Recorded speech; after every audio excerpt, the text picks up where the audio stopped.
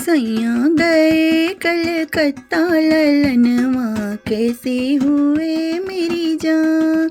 सैया गए कलकत्ता ललनवा कैसे हुए मेरी जान। बहरे से सासू आई लगी हंसी पूछे, बहरे से सासू आई लगी हंसी पूछे। बेटा गए कलकत्ता ललनवा कैसे हुए मेरी जान। बेटा गए कलकत्ता ललनवा कैसे हुए मेरी जान। चाहे सासू मारा चाहे गरियावा, चाहे सासू मारा चाहे गरियावा। तोरे बेटा के ललनवा नतियवा तोहरे हुए मेरी जान। तोहरे बेटा के ललनवा नतियवा तोहरे हुए मेरी जान। भितरे से चिठनी आई लगी हंस पूछे, भितरे से चिठनी आई लगी हंस पूछे। देवर गए कलकत्ता ललनवा कैसे हुए मेरी जान।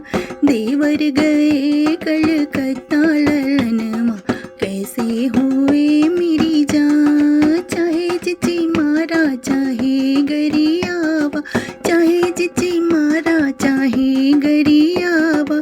तोहरे देवरा के ललनवा बेटवना तोहरे हुए मेरी जान। तोहरे देवरा के ललनवा बेटवना तोहरे हुए मेरी जान। ससुरे से ननदी आई लगी हंसी पूछे, ससुरे से ननदी आई लगी हंस पूछे। भैया गए कलकत्ता ललनवा कैसे हुए मेरी जान। भैया गए कलकत्ता ललनवा कैसे हुए मेरी जान। चाहे नंदी मारा चाहे गरियावा, चाहे नंदी मारा चाहे गरियावा। तोहरे भैया के ललनवा तिजवा तोहरे हुए मेरी जान।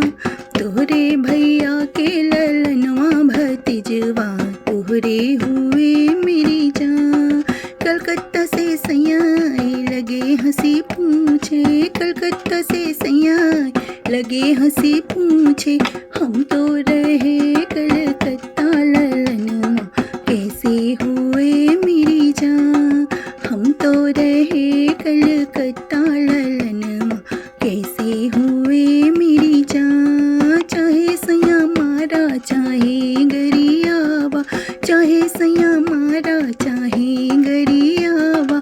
देवरा से लागी नजरिया बेटवना हमरे हुए मेरी जान। देवरा से लागी नजरिया बेटवना हमरे हुए मेरी जान। काहे धना मारी काहे गरियाई, काहे धना मारी काहे गरियाई। एक कोखी के भैया बेटवना तोहरे हुए मेरी जान। एक कोखी के भैया बेटवना तोहरे हुए मेरी